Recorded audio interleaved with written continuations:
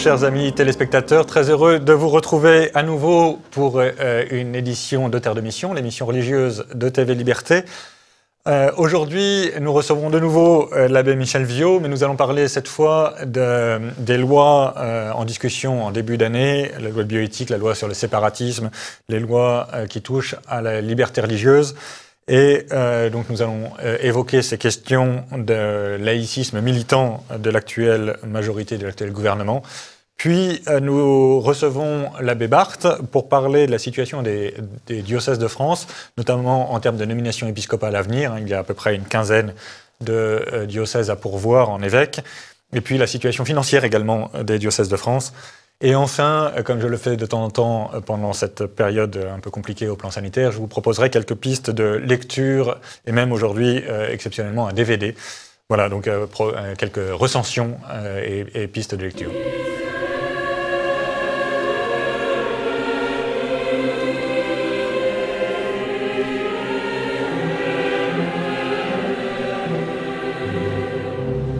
Eh bien, je suis très heureux de recevoir de nouveau sur Terre de Mission, sur le plateau de Terre de Mission, l'abbé Michel Viaud. Bonjour, monsieur l'abbé. Bonjour. Merci d'avoir accepté de nouveau notre invitation. Aujourd'hui, donc la semaine dernière, nous parlions de ce qui pourrait sortir à la France de la NAS, dans laquelle elle s'enferre un peu depuis 1789. Aujourd'hui, je voulais qu'on parle ensemble de ce que nous annonce l'année 2021 en matière législative. Parce qu'on a une espèce d'impression d'amoncellement de lois, de l'absolutisme révolutionnaire, si je puis dire, pour faire écho à ce qu'on disait la semaine dernière sur l'absolutisme royal. Aujourd'hui, on a un monarque élu, Emmanuel Macron. Pour être franc, je n'aurais pas cru qu'il était possible de faire pire que son prédécesseur. Je crois qu'on a réussi à dépasser tout dans tous les domaines, c'est-à-dire en matière de privation de liberté, en matière en particulier d'hostilité à la liberté religieuse, en matière de dinguerie bioéthique, en matière de spoliation fiscale. Bref, on a été extrêmement loin, encore plus loin que son prédécesseur, glorieux pourtant de ce point de vue-là. Et donc, voilà, monsieur l'abbé, pardon pour cette diatribe qui commence peut-être un peu trop sur les chapeaux de roue, mais peut-être pour fixer un peu le cadre du débat, on a la loi de bioéthique qui arrive au Sénat, on a la loi d'extension du délai d'avortement et de suppression de la clause de conscience pour les médecins. On a la loi sur le séparatisme, enfin la loi dite confortant les principes républicains qui suspend la liberté scolaire, qui suspend la liberté d'association, qui suspend un certain nombre de libertés fondamentales. Ça fait beaucoup. Oui, ça fait beaucoup. Alors, si vous voulez, on peut prendre les choses par ordre. Bon, la question de la bioéthique, bon, elle a été au fond... elle commence avec l'histoire de la pilule en 1967. Mais là, il y avait ignorance sur un certain nombre de points scientifiques, ignorance dans laquelle on a entretenu certains politiques, connaissant la foi du général de Gaulle, même en matière de catholicisme. Je pense que s'il avait su exactement les propriétés, toutes les propriétés de la pilule qui est abortive, et je pense pas qu'il ait signé ça. Bon, enfin, passons, c'est fait. Le mariage pour tous, évidemment, ça c'est la catastrophe, parce que on a confondu ce qui pouvait être, mais on l'a confondu exprès. Ce qui pouvait être une organisation, disons, de pacte d'union civile, au fond, ça regarde l'État et l'ordre public, avec la civilisation qui repose sur la famille. Voilà. Et d'ailleurs, là-dessus, il faut reconnaître, c'est vrai, je partage votre avis que ce gouvernement est pire que le précédent. Bon. Parce que au moins le précédent était beaucoup plus franc. Absolument. Bon, spécialement Madame Taubira. Voilà. Monsieur Hollande ne nous aimait pas. Il l'a montré dès le début. Il n'est jamais venu nous dire qu'il nous aimait. Absolument. Nous faire des déclarations d'amour à domicile en plus. Bon. Madame Taubira, c'est pareil. Elle a décidé de changer la civilisation. Quand elle a reçu Monseigneur 23, elle lui a bien dit ne croyez pas que nous allons simplement nous contenter de changer quelques phrases ou quelques virgules du Code civil, nous voulons changer de civilisation. Bon, ça a vraiment le mérite d'être franc. Absolument. Bon, c'est monstrueux, mais c'est franc. Ben oui, évidemment. Mais qu'est-ce que vous voulez? La vie est faite de lutte. Hein, et quand quelqu'un a, disons, la franchise de se déclarer votre ennemi et de vous le dire en face, eh ben, écoutez, c'est déjà pas mal. Je préfère ça au coup de couteau dans le dos. Je suis d'accord. J'embrasse mon rival, mais c'est pour l'étouffer. C'est Néron qui dit ça. J'ai déjà entendu ça. Oui, ben, il y a un peu de ça chez M. Macron. Ouais. Comme il y a un peu de Robespierre aussi. Hein, il y a un peu de Robespierre en ce sens que j'ai réécouté son discours des pyramides là, le soir de l'investiture sur la mission de la France, etc. Cette chose extraordinaire, le fait qu'il ait été élu et que, mais en fait, c'était la France. Et voilà, ceux qui ne connaissent pas la France ne peuvent qu'en être étonnés. Voilà, cette confusion de l'homme avec la France, alors que bon, on sait dans quelles conditions il a été élu et comment il a été élu. Bon. Voilà, il y a un certain culot. Alors évidemment, après, dans ce même style de culot, c'est le discours des Bernardins. Bon, où on va réparer le lien abîmé entre l'Église catholique. On n'en demandait pas tant. Hein. Bon, moi-même, j'étais surpris. Bon, mais aussi, c'est un discours absolument perfide, parce que il dit tout et son contraire. Et notamment la fin sur la loi d'Airain qui, qui s'imposera à votre conscience. Alors, en plus, utiliser le vocabulaire de la loi d'Airain. Absolument. Surtout que je sais qu'il a fait son discours. Bon, je pense que... très... Enfin, moi, j'ai été très hostile à ce discours. Évidemment, il était extrêmement dangereux et ça montre une certaine perfidie. Absolument. Une certaine perfidie, un côté malsain, je dirais. Voilà. Et puis alors, quelques temps plus tard, vous avez l'affaire Humbert, où il avait pourtant dit qu'il s'en mêlerait pas, et où il s'en est mêlé. L'affaire Lambert, oui. Ah, l'affaire Lambert, oui, pardon. Excusez-moi, oui. L'affaire Lambert, où il s'en est mêlé. Bien sûr, c'est lui le responsable direct. C'est lui le responsable direct. Et puis alors maintenant, cette loi bioéthique, avec des autorisations. Alors, quand vous comparez ce qu'on va permettre à certains médecins gynécologues, c'est-à-dire de transplanter un fœtus du ventre d'une femme à celui de sa compagne, pour que les deux femmes aient le sentiment d'avoir porté et d'être mères. Bon, là, il y a une liberté totale de faire n'importe quoi. Alors qu'aujourd'hui, un médecin qui veut prescrire un médicament qui n'est certes pas classé officiellement comme étant contre le Covid, mais dont on sait parfaitement, après moult expériences, qu'il réduit la charge comparaison, monsieur l'abbé, ça me fait... Eh bien, oui. Il me paraît très éclairant. Et moi, je suis un exemple vivant, cher ami, de la réussite de cette chose-là, puisque j'ai été un PCR positif il y a quelque temps et qui a été traité par un médicament dont je ne prononcerai pas le nom, de peur qu'il soit interdit, parce qu'on n'a pas le droit de soigner. Mais en même temps, l'État donne l'autorisation de faire cette chose monstrueuse, sans compter les chimères, sans compter les chimères, et autre chose qui se prépare, avec alors en plus, même l'IMG, je prononce IMG, à 9 mois, sur un enfant qui ne présente strictement aucune malformation et qui n'a pour seul défaut que sa maman ne veut pas l'accepter. C'est de l'infanticide. Absolument. Alors là, on est aux limites de l'horreur. Absolument.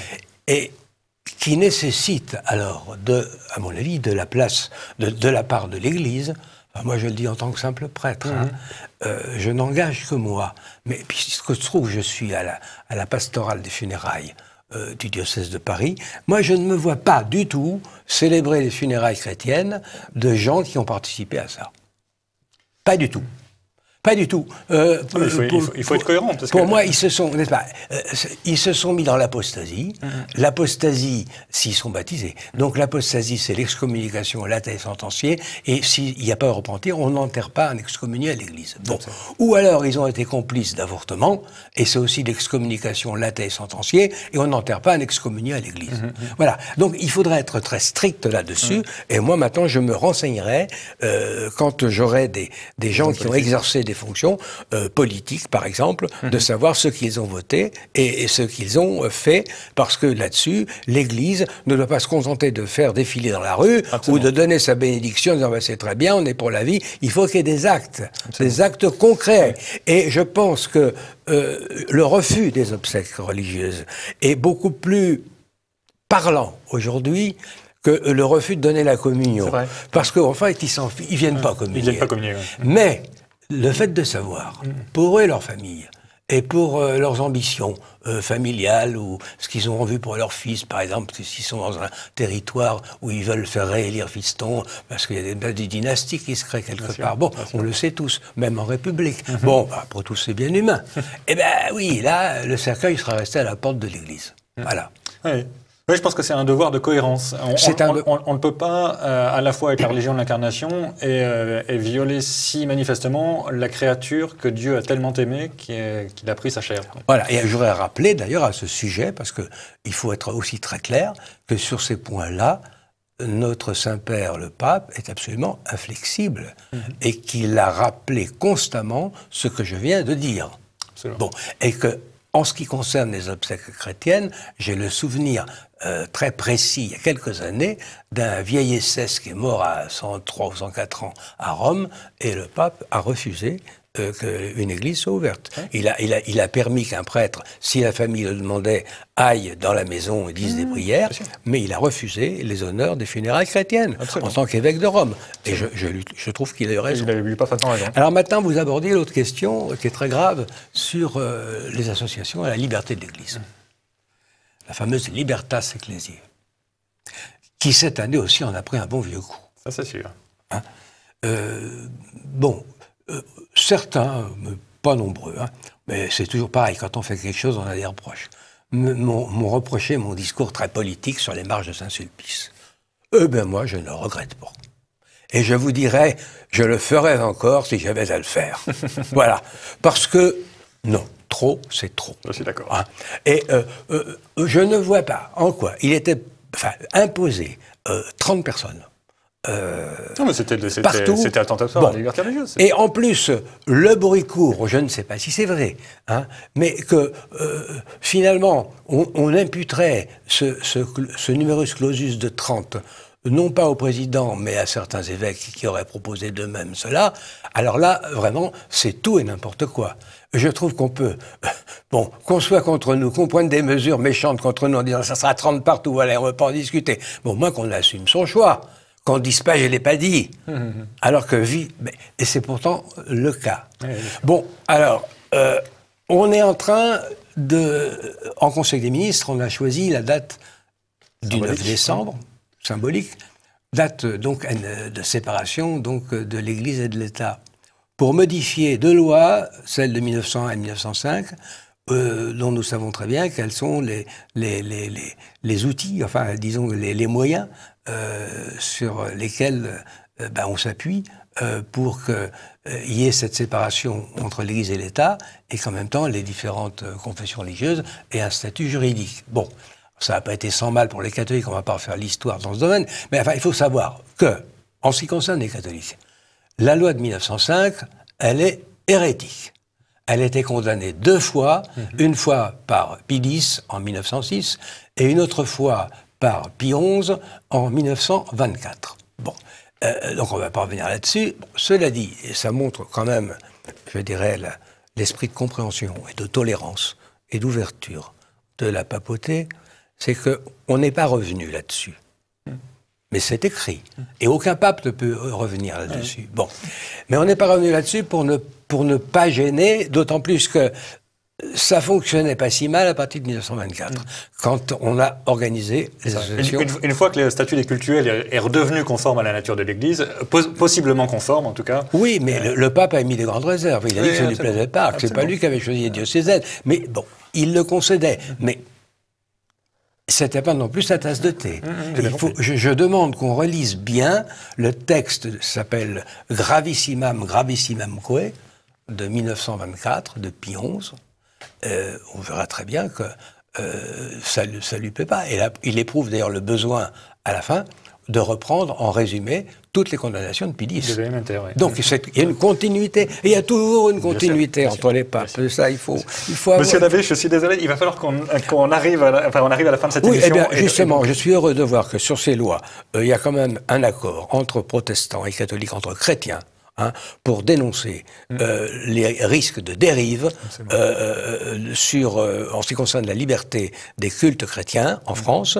Et on fait ça, disons-le, pour le culte musulman, dont on sait très bien qu'il ne pourra pas entrer là-dedans. Absolument. Donc on va embêter les chrétiens, hein, pour nos compatriotes musulmans qui ne peuvent pas entrer là-dedans. Et ils ne peuvent pas entrer là-dedans tout simplement parce que leur religion ne leur permet pas telle qu'elle est. Absolument. Alors il faudrait qu'elle se réforme. Absolument. Et là, qui va la réformer? C'est pas à nous de le faire, en tout cas. Alors, je ne vois pas M. Macron sultan, et ça lui déplairait peut-être pas d'ailleurs, hein, ou même grand mamamouchi, pour reprendre les termes Louis XIViens du bourgeois gentilhomme, pour être le réformateur de l'islam de France ou en France. Merci beaucoup, Monsieur l'abbé. Nous aurons évidemment l'occasion cette année de revenir sur ces sujets difficiles. Merci, Monsieur l'abbé. Merci.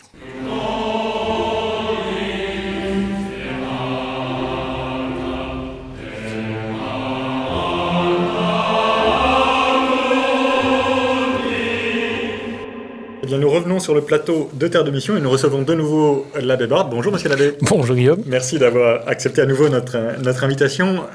Avant de parler la semaine dernière de cette histoire de ministère liturgique accordé aux femmes, nous avions prévu de parler un peu des nominations épiscopales en France, parce que ce qui est assez frappant pour 2021, c'est que beaucoup de sièges sont vacants ou prochainement Vont vacants. l'être.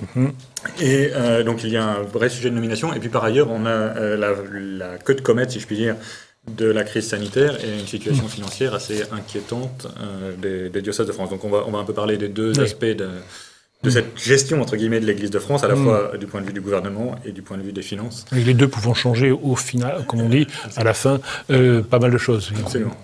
Alors, peut-être commençons par les évêques. J'ai lu qu'il y avait déjà au moins une quinzaine de diocèses en France métropolitaine. Une quinzaine, oui. J'ai pris la liste pour être sûr de ne pas me tromper. Il y en a qui sont immédiatement à pourvoir, 8 actuellement.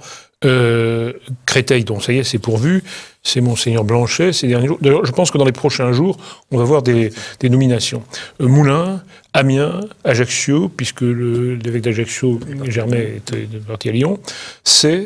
Là aussi, il est parti. Habert a été nommé à Bayeux-Lisieux. Avignon, il vient de démissionner. Versailles, qui a démissionné un peu avant l'âge, enfin quelques mois avant, et qui va être nommé, peut-être chez prochains jours.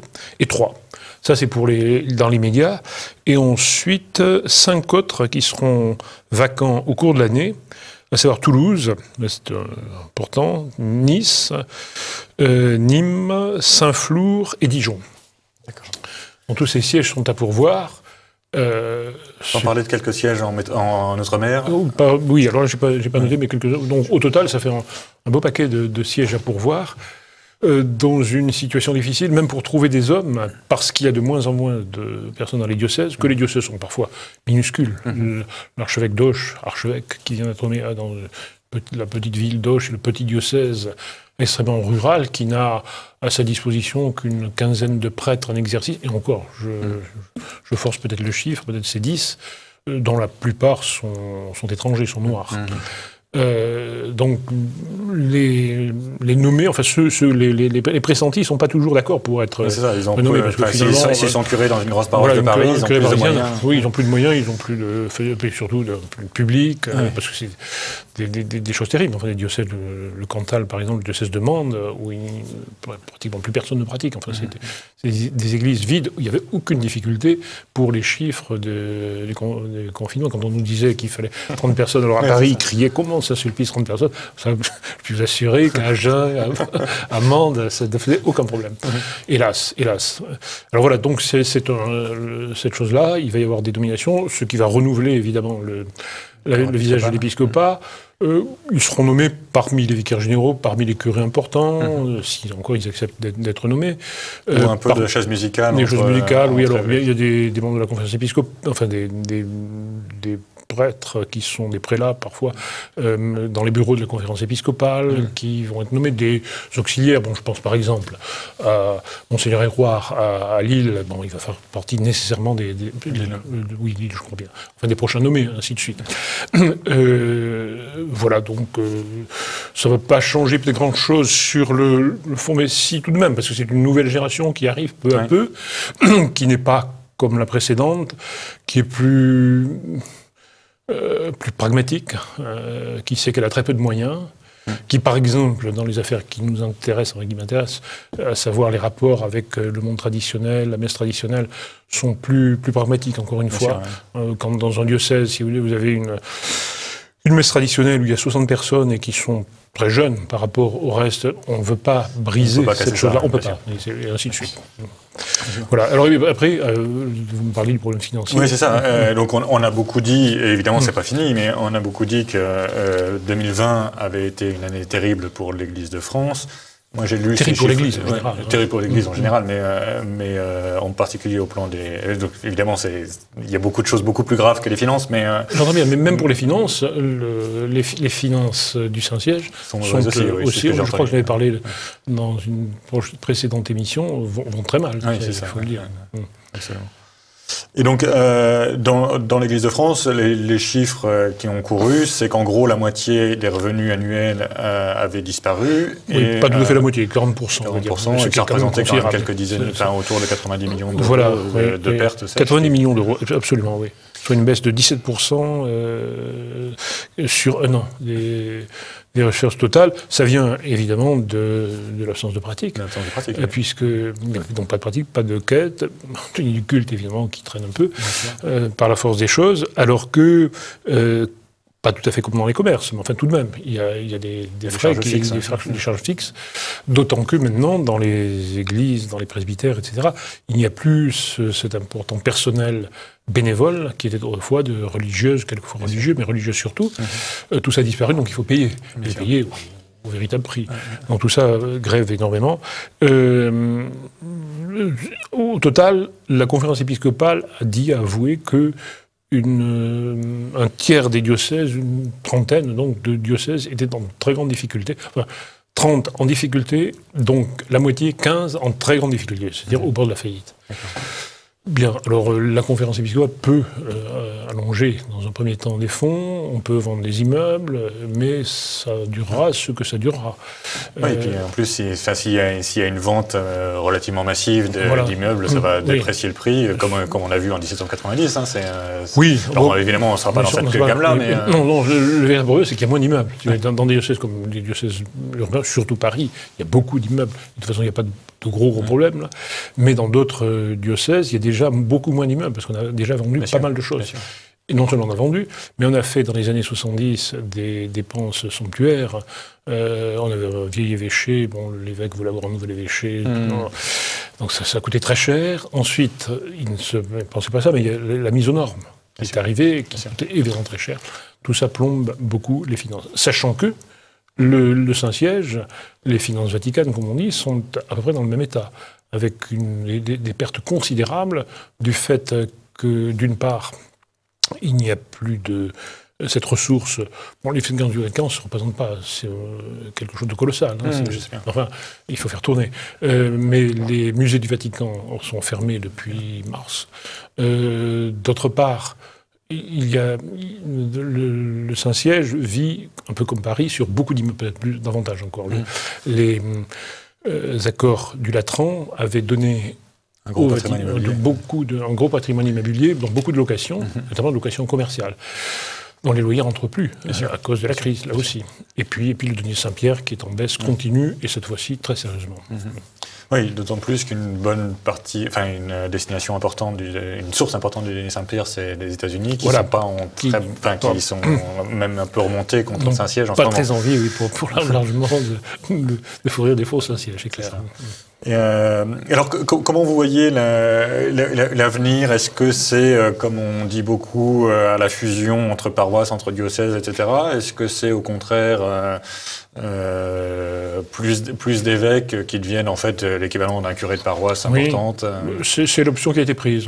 Contrairement à ce qu'on dit, peut-être en Italie ce sera différent, mais en France, on n'est pas en train de supprimer des diocèses.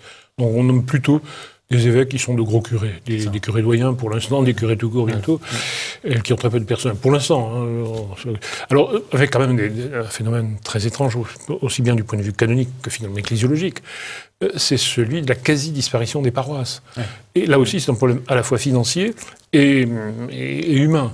Et enfin, tout ce qu'on voit. Il n'y a plus d'hommes. Donc il y a des énormes paroisses qui sont le rassemblement de 10, 20, 30, 40, plus encore. Qui souvent n'ont plus aucune identité. Qui n'ont plus aucune identité, qui ont des curés qui viennent d'ailleurs, qui ne sont pas du cru, et qui par ailleurs, donc, sont la seule chose dans le diocèse qui continue à rapporter un peu d'argent. Puisque les fidèles donnent l'argent à la quête, au moins, au dieu du culte. Alors qu'il n'y a plus rien, et il n'y a plus de legs, ou très peu, de donations. L'évêque, lui, n'a plus rien. Donc il se rabat sur les paroisses, il ponctionne les paroisses. Et parfois, on est à la limite de ce qui est permis par le droit canonique. Autrement dit, il y a des espèces de... L'Église de France est une série de diocèses, j'en parle pour les diocèses ruraux, qui absorbent toutes les paroisses. Alors si on continue à remonter plus haut et à dire que le Saint-Siège n'a jamais été aussi centraliste que sous François. Là, on arrive à des sommets. Quand vous pensez, par exemple, que, c'est pas notre sujet, mais enfin, peu importe, que désormais, depuis quelque temps, par Montoubriol encore, les évêques de diocèse, lorsqu'ils veulent fonder une petite congrégation diocésaine, ce qui relève de leurs compétences, doivent demander la permission au Saint-Siège et recevoir une permission écrite. Sinon, la fondation est invalide. On les tient pour des mineurs, en quelque sorte. Et oui, voilà. Bon, c'est une espèce de grande entreprise, multinationale, si on veut. D'accord, écoutez, ça nous donne des pistes de réflexion parce qu'on n'a pas vraiment fini la discussion, loin de là. Il va falloir qu'on la reprenne parce que l'avenir de l'Église de France, évidemment, nous préoccupe les uns et les autres. Et en même temps, ça nous ouvre, spécialement aux communautés traditionnelles et aux communautés un peu classiques, disons. Ça ouvre des pistes de progression importantes. Donc il va falloir qu'on discute sérieusement de tout ça dans les mois et années qui viennent. Merci beaucoup, Monsieur Labbé. Merci beaucoup.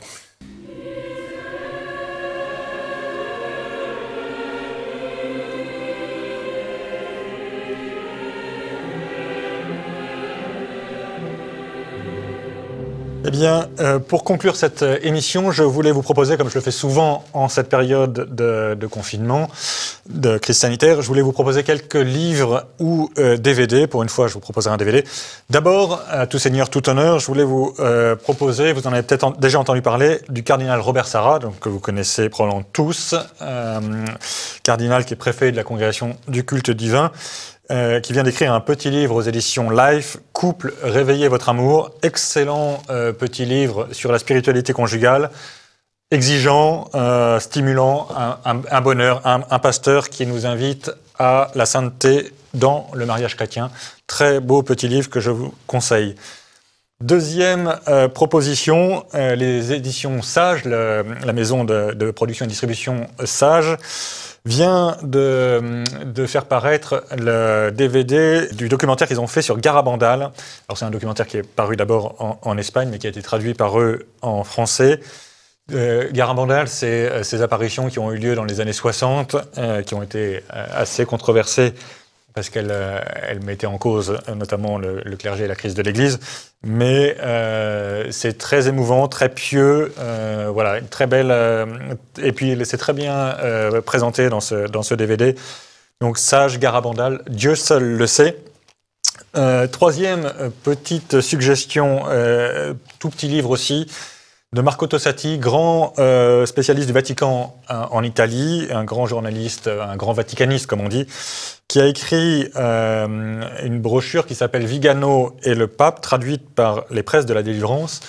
Vigano, vous savez, peut-être que certains d'entre vous ont déjà entendu le nom. En ce moment, on en parle beaucoup à cause de ce qu'il a dit sur la crise sanitaire, sur le soutien à Donald Trump en particulier et la lutte contre l'État profond.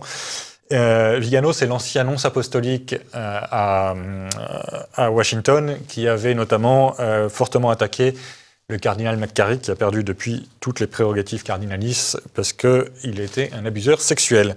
Et donc Vigano, Tossati raconte comment cette opposition entre Vigano et l'actuel pontife romain s'est mise en place, puisqu'il était aux premières loges, c'est lui qui a publié la première lettre de Vigano. Et enfin, dernier livre, beaucoup plus substantiel, de Guy Barret, dont j'ai déjà plusieurs fois parlé, c'est un auteur dont on a parlé plusieurs fois ici. Guy Barret a écrit un livre chez Via Romana, Marie dans la mission de Jeanne d'Arc. Passionnant ouvrage historique, spirituel. Donc, Guy Barret et Marie dans la mission de Jeanne d'Arc, Via Romana, 23 €.